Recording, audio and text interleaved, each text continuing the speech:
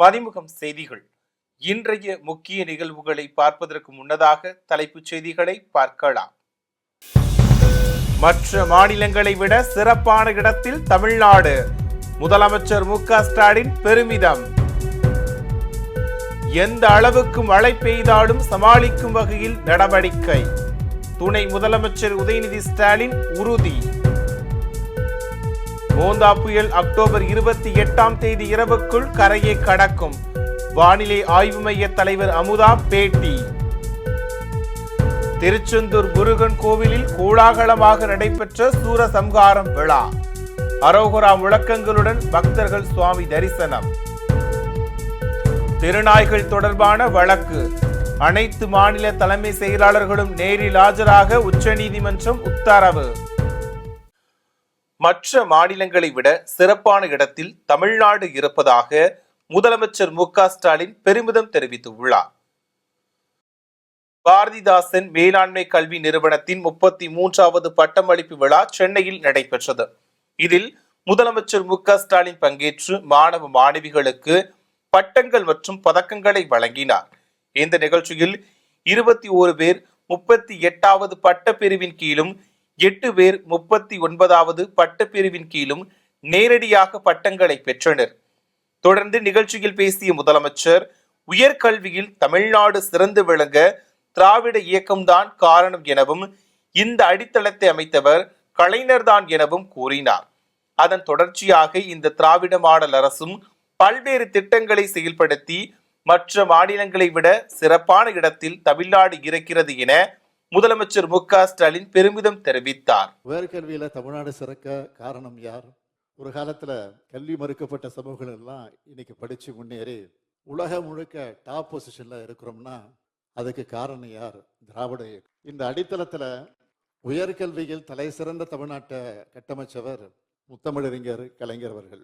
உயர்கல்விக்குன்னு ஏராளமான திட்டங்கள், கல்வி கட்டண சலுகைகள், புதிய பல்கலைக்கழகங்கள், 100க்கும் மேற்பட்ட கல்லூரிகள்னு உயர்கல்விக்காக அதிகமாக செஞ்சவர் முத்தமிழறிஞர் கலைஞர் அவர்கள்.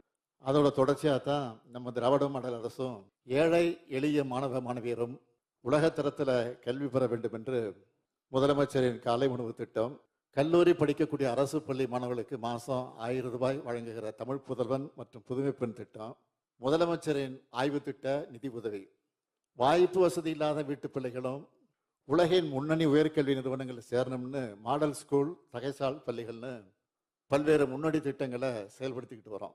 உலகம் எந்த வேகத்தில் மாற்றம் அடையுதோ அந்த வேகத்துக்கு நாமும் ஈடு கொடுத்து ஓடணும். எவ்வளவு மழை பெய்தாலும் அதனை சமாளிக்கும் அளவுக்கு தமிழ்நாடு அரசு செயல்பட்டு வருவதாக துணை முதலமைச்சர் உதயநிதி ஸ்டாலின் தெரிவித்துள்ளார். வடசென்னையில் மேற்கொள்ளப்பட்டு வரும் மழைக்கால முன்னெச்சரிக்கை பணிகளை துணை முதலமைச்சர் உதயநிதி ஸ்டாலின் ஆய்வு மேற்கொண்டார். தொடர்ந்து வியாசர்பாடி கால்வாயில் தூர்வாரும் பணிகளையும், கேப்டன் காட்டன் கால்வாயில் நடைபெற்று வரும் தூர்வாரும் பணிகளையும் பார்வையிட்டார். இந்த ஆய்வின் போது அமைச்சர் கே.என். நேரு, மேயர் பிரியா ஆகியோர் உடனிருந்தனர். பின்னர் செய்தியாளர்களிடம் பேசிய துணை முதலமைச்சர், வடசென்னையில் 18 கால்வாய்கள், 13 குளங்கள் தூர்வாரப்பட்டு உள்ளதாக தெரிவித்தார். மேலும் சமூக வலைதளங்களில் பொதுமக்கள் தெரிவிக்கும் புகார்கள், கோரிக்கைகள் குறித்து உடனே நடவடிக்கை எடுக்கப்பட்டு வருவதாக தெரிவித்தார்.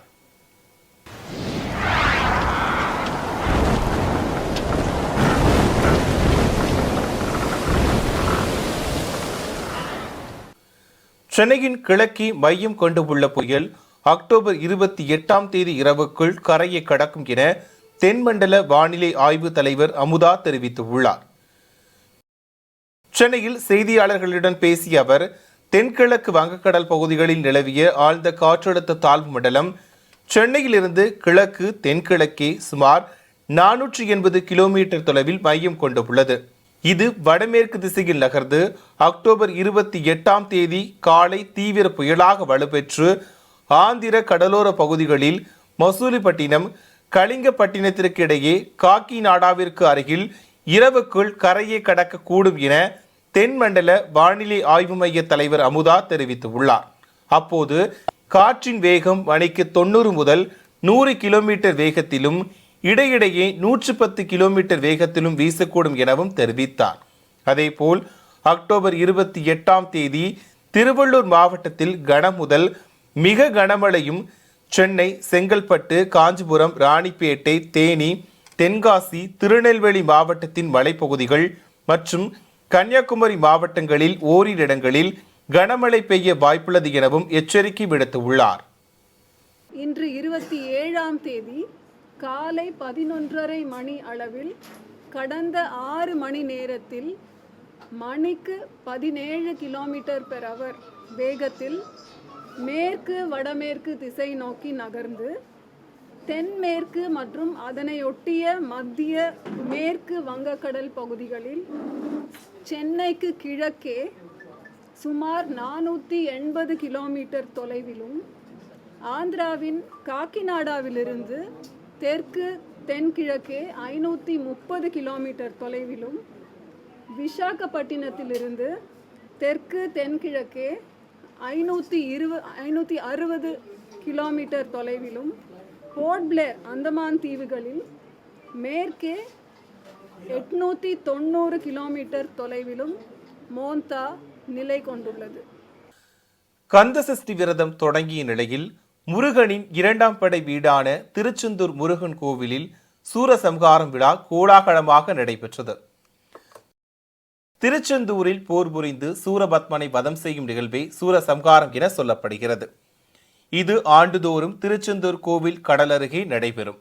அந்த வகையில் கடந்த 22ஆம் தேதி கந்தசஷ்டி விழா தொடங்கியது. அன்று முதல் கோவிலிலேயே தங்கியிருந்து ஏராளமான பக்தர்கள் விரதம் இருந்து வருகின்றனர். விண்ணை முட்டும் அரோகரா கோஷத்துடன் திருச்செந்தூர் கடற்கரையில் சுவாமி ஜெயந்திநாதர் சூரபத்மனை வதம் செய்தார். தொடர்ந்து சுவாமி தங்கரதத்தில் எழுந்தருளி கிரிவீதி வலம் வந்து பக்தர்களுக்கு அருள் பாலித்தார். கந்த சஷ்டி விழாவை முன்னிட்டு தமிழகத்தின் பல்வேறு பகுதிகளில் இருந்தும் வெளி மாநிலம் மற்றும் வெளிநாடுகளில் இருந்தும் வந்து பக்தர்கள் அரோகரா முழக்கத்துடன் சுவாமி தரிசனம் செய்தனர். தூத்துக்குடி எஸ்பி ஆல்பர்ட் ஜான் தலைமையில் திருச்செந்தூர் டிஎஸ்பி மகேஷ்குமார் உள்ளிட்ட சுமார் 4000த்திற்கும் மேற்பட்ட போலீசார் பாதுகாப்பு பணியில் ஈடுபட்டனர்.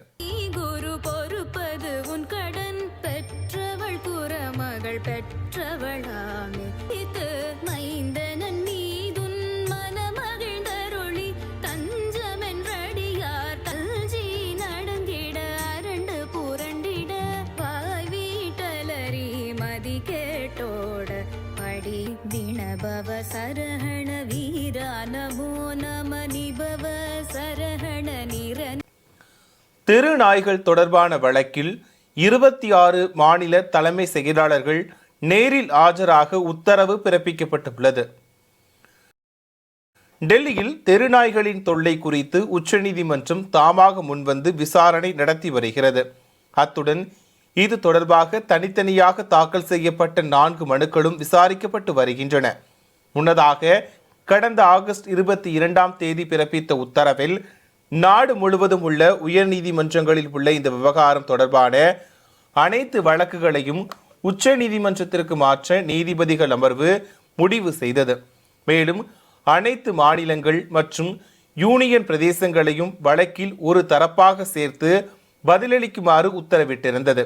இந்நிலையில் தெருநாய்கள் தொடர்பான வழக்கு நீதிபதிகள் விக்ரம்நாத், சந்தீப் மேத்தா, அஞ்சாரியா ஆகியோர் அடங்கிய அமர்வு முன்பு விசாரணைக்கு வந்தது. அப்போது உச்ச நீதிமன்றத்தின் உத்தரவுக்கு தெலுங்கானா, மேற்கு வங்கம் மற்றும் டெல்லி மாநகராட்சி நிர்வாகம் மட்டுமே பிரமாண பத்திரம் தாக்கல் செய்துள்ளதாக தெரிவிக்கப்பட்டது. இதனையடுத்து பிரமாண பத்திரம் தாக்கல் செய்யாததற்கான விளக்கத்தை அளிக்க தமிழ்நாடு உட்பட 26 மாநிலங்களின் தலைமை செயலாளர்களும் 8 யூனியன் பிரதேசங்களின் தலைமை செயலாளர்களும் வரும் நவம்பர் 3ஆம் தேதியன்று நேரில் ஆஜராக வேண்டும் என உச்சநீதிமன்றம் உத்தரவிட்டுள்ளது. கரூர் கூட்ட நெரிசல் சம்பவத்தில் உயிரிழந்தவர்களின் குடும்பங்களை அழைத்து ஆறுதல் கூறிய தமிழக வெற்றிக் கழக தலைவர் விஜய் குடும்பத்தில் ஒருவனாக இருப்பேன் என உறுதியளித்துள்ளார். கரூரில் கடந்த மாதம் 27ஆம் தேதி தமிழக வெற்றிக் கழக தலைவர் விஜய் பங்கேற்ற பிரச்சார கூட்டத்தில் ஏற்பட்ட நெரிசலில் சிக்கி 41 பேர் உயிரிழந்தனர். பலியானவர்களின் குடும்பத்தினருக்கு 20 லட்சம் ரூபாய் நிவாரண உதவி தமிழக வெற்றிக் கழகம் சார்பில் வங்கி கணக்கிற்கு அனுப்பி வைக்கப்பட்டது. பாதிக்கப்பட்ட குடும்பத்தினரிடம் வீடியோ கால் மூலம் பேசி ஆறுதல் தெரிவித்த விஜய் விரைவில் தங்களை நேரில் சந்திக்கிறேன் என உறுதியளித்தார். ஆனால் அனுமதி கிடைப்பதில் சிக்கல் ஏற்பட்டதன் காரணமாக உயிரிழந்த 41 பேரின் குடும்பத்தினரையும் சென்னைக்கு வரவழைத்து ஆறுதல் கூறினார்.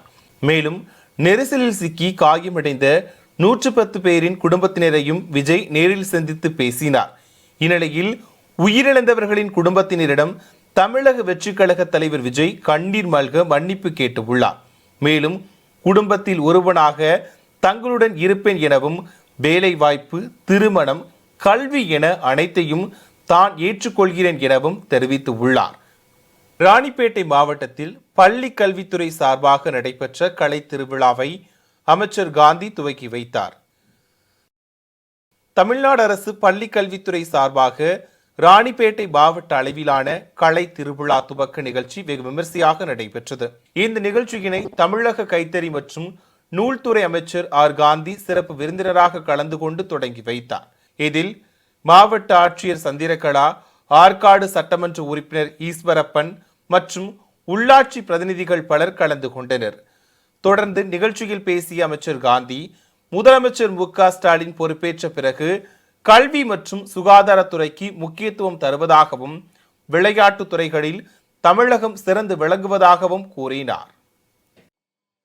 பல்வேறு மாவட்டங்களில் நடைபெற்ற நிகழ்வுகளை களத்தில் மதிமுகம் பகுதியில் பார்க்கலாம்.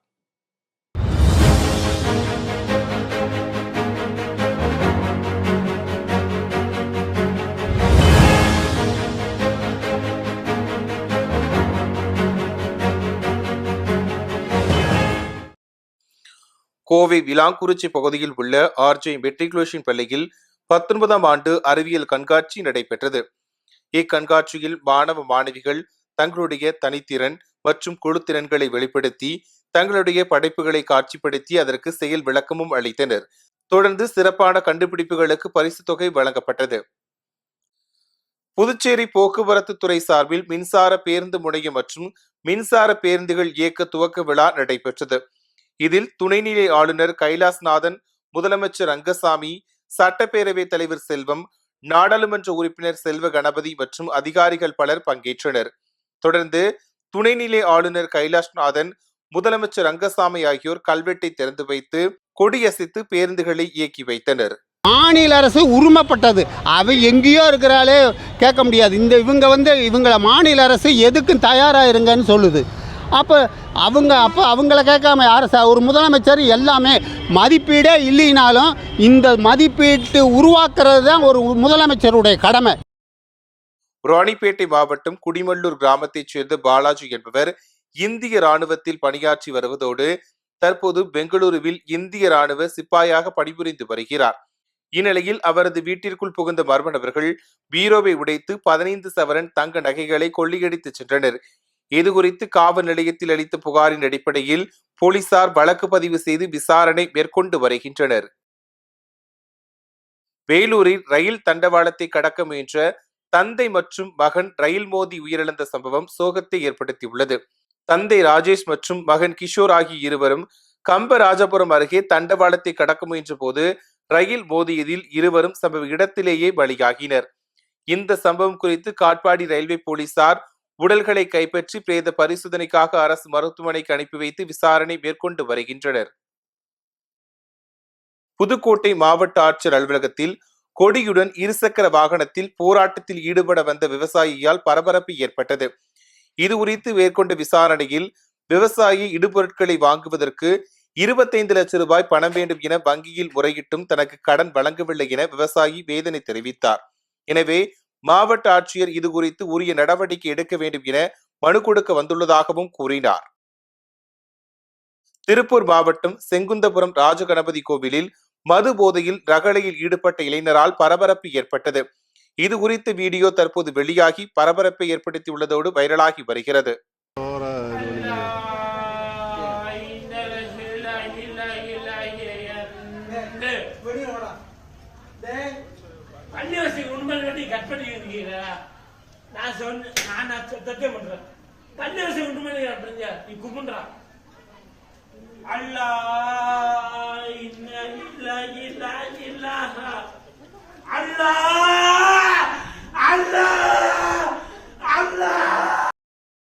திருப்பத்தூர் மாவட்ட ஆட்சியர் அலுவலகத்தில் பல கோடி ரூபாய் சொத்துக்களை 2 மகன்கள் கைப்பற்றி கையெழுத்து வாங்கி அபகரித்து விட்டதாக 95 வயது மூதாட்டி மனு அளித்தார்.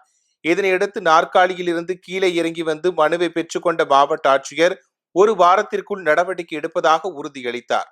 2 பேருமே சேகர், ரவி 2 பேருமே சொத்து ஏமாத்திட்டு எல்லாம் கையெழுத்தெல்லாம் அம்மாலாம் வாங்கிக்கினாங்க. அப்பா இருந்ததுமே எங்க கிட்டயே வாங்கிக்கின்னு எங்களுக்கு யாரும் இன்ன வரைக்கும் எதுவுமே கொடுத்தது இல்லை. அவங்களுக்கு கோடிக்கணக்கில் வச்சுட்டு இருக்கிறாங்க. 4 தியேட்டர்லாம் வச்சுட்டு இருக்காங்க. திருமகள், கலைமகள், முருகன், பாலமுருகன். இப்ப அப்பாவுடைய சொத்தை நாங்க கேட்கறோம், அம்மாவுக்கு கொடுங்க. எங்க 4 பொண்ணுங்களுக்கு செட்டில் பண்ணிட்ட அம்மா, தான செட்டில்மெண்ட்டா அம்மா வருது நம்பி அவங்களுக்கு கையெழுத்து போட்டு கொடுத்தாங்க. எந்த வித கவனிப்பும் அவங்க இல்லை. இப்ப நடுத்தர் நிக்கிற மாதிரி ஆயிப்போச்சு. இன்னைக்கு நான் தான் எங்க அம்மா பொண்ணுங்க தான். வேலூரில் பாட்டாளி மக்கள் கட்சியின் கிழக்கு மாவட்ட இளைஞர் சங்க பொதுக்குழு கூட்டம் இளைஞர் சங்க மாவட்ட செயலாளர் பாலாஜி தலைமையில் நடைபெற்றது. இக்கூட்டத்தில் தமிழகத்தில் பாலியல் வன்கொடுமை அதிகரித்து வருவதை கண்டித்தும் இளைஞர்கள் கஞ்சா புழக்கத்திலிருந்து மீட்க உரிய நடவடிக்கை எடுக்க வேண்டும் உள்ளிட்ட 10 தீர்மானங்கள் நிறைவேற்றப்பட்டன. இதில் இளைஞர் சங்க அடையாள அட்டைகளும் வழங்கப்பட்டன. ராணிப்பேட்டை மாவட்டம் வெங்குப்பட்டு கிராமத்தில் வசித்து வரும் சேகர் என்பவருடைய வீட்டின் மேற்கூரை மழை காரணமாக இடிந்து விழுந்தது. இந்த விபத்தில் இருந்து சேகர் குடும்பத்தினர் அனைவரும் அதிர்ஷ்டவசமாக உயிர் தப்பிய நிலையில் இது குறித்து வருவாய்த்துறைக்கும் ஊராட்சி நிர்வாகத்திற்கும் தகவல் தெரிவிக்கப்பட்டதை தொடர்ந்து சம்பவ இடத்தில் பார்வையிட்டனர். மேலும் தொகுப்பு வீடு வழங்க வேண்டும் எனவும் பாதிக்கப்பட்டவர்கள் கோரிக்கை விடுத்துள்ளனர். சென்னையில் 22 கேரட் ஆபரண தங்கத்தின் விலை சவரனுக்கு 400 ரூபாய் குறைந்து 91,600 ரூபாய்க்கு விற்பனை செய்யப்படுகிறது. தங்கம் விலை வரலாறு காணாத உச்சத்தை பதிவு செய்து வருகிறது. இந்நிலையில் படிப்படியாக உயர்ந்து வரும் தங்கம் விலை குறைந்துள்ளது.